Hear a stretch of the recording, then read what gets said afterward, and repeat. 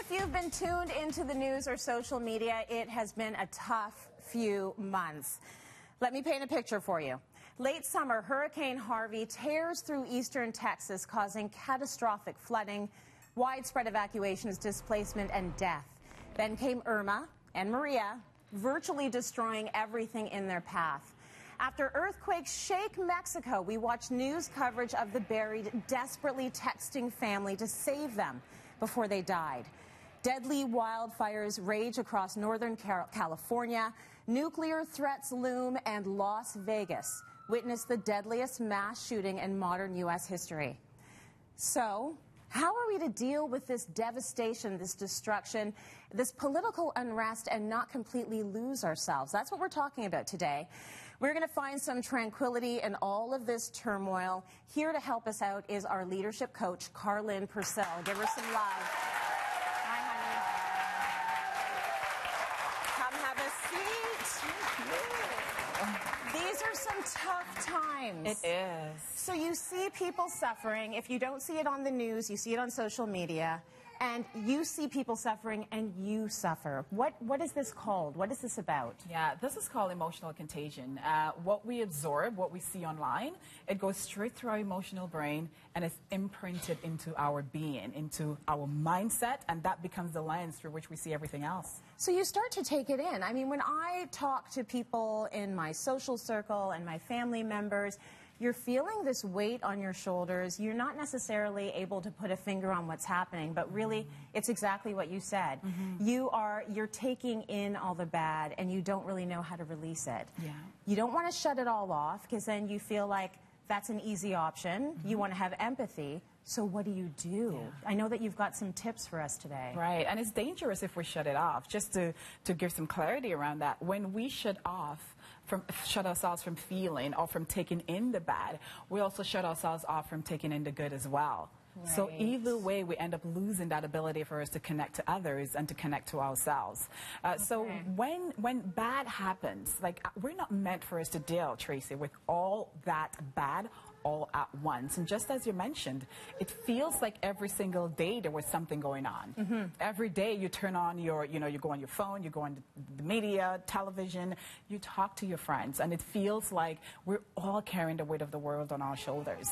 So we need to step back.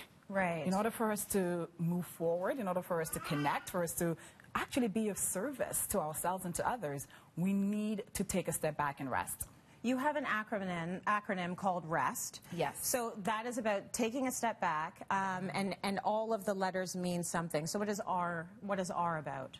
R is all about rest and focus on the good in your life. Right. Yeah, like, take a look at what are your strengths, what are some of the good things that are happening, because what happens when we keep on taking in all the bad and all the sadness that's going on, we forget that there is actually good happening in our lives, because our brain is wired for us to take in the bad, and we over-sensationalize it to 100%. Right. And then everything is bad. So we forget that we're resilient. We forget that we actually have tools. We forget that there's good. Yeah. We forget to be grateful for the little things that we have in our lives. Getting up every morning, having a cup of coffee. Yes. So it's very important for us to just reflect on the good in your life, reflect on the good people that you're surrounded by, and take that in.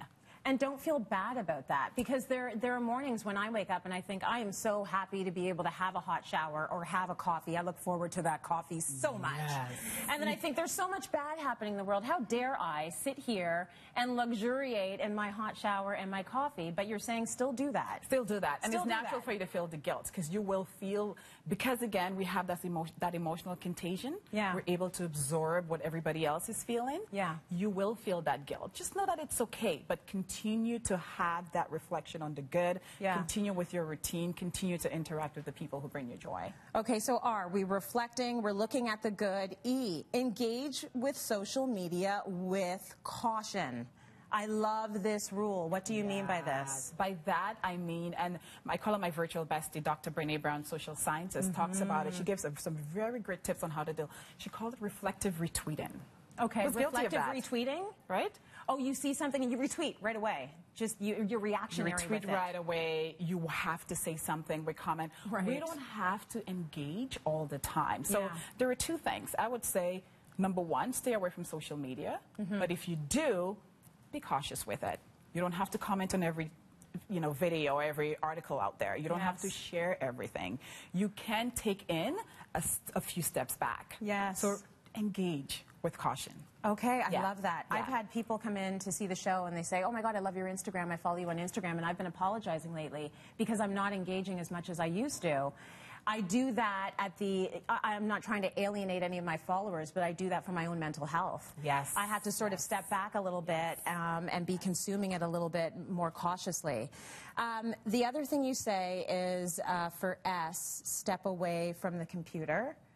And also for E, you say engage with others with love and kindness. Yes. So let's go back to E for a second. You have to be giving out love and kindness. And I just want to heal mention, yourself. just as you mentioned, it's important for Tracy to step away so you can give the best of Tracy. Right. Because, if you keep on, at 100% at everything, what will you have to give to others and also to your family as well? That's right. Because there are other parts of our lives, because sometimes we can become inundated with everything online and that becomes everything.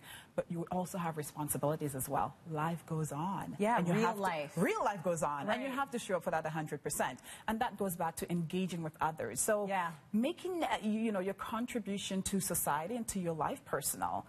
There are people in your backyard who might need your help. You can do something about that. You can help internationally as well. For example, I made a donation to, locally for Dominica. I did a drive for St. Martin as well. But at the same time, there are people in my own backyard that I can reach out to and that I can help. So I also do things locally as well. And do something really meaningful with the people in your community or in your home, whether it's if you're volunteering with a group, bake cookies and Yes. take it into to them. Be kind to a person on the stranger. Buy that stranger a coffee. Those little things remind us of the good that we have in our lives because, again, the brain will overestimate the bad and will take us down that downward spiral of anxiety and all is bad in the world, et cetera, et cetera. There is something empowering about doing something small, but taking Yes. real action Yes. and doing something good and kind for someone. Right. It can really help. It can really It be grounds healing. us.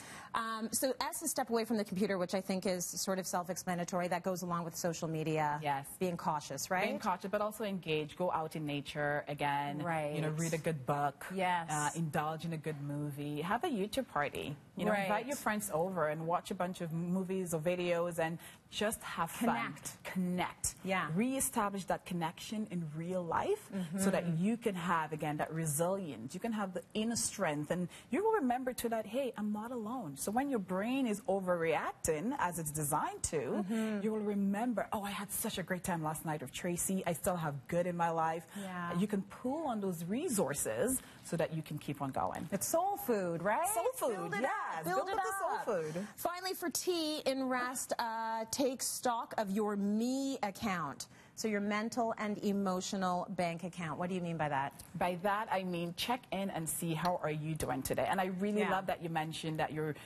paying attention to your engagement on social media. That's very important. Yeah. We forget sometimes to check in and see. So we check our bank accounts. How much money do I have today? What can I afford to buy? Yeah, I check it way too much. You should also do that. You should also do that with your mental health and Right. your emotional health as well. Yeah. What do I have to give today? What is in Carlin's bank? And if I'm overdrawn, it means the first person I should be helping is me. Oh my gosh, shouldn't that be that is a way better way to live life. It is. If you're not filling up your tank, how are you supposed to help anyone else in your world? Exactly. So these are really, really good tips and a good step towards finding that calmness with what's happening in the world. Thank you for that, Car.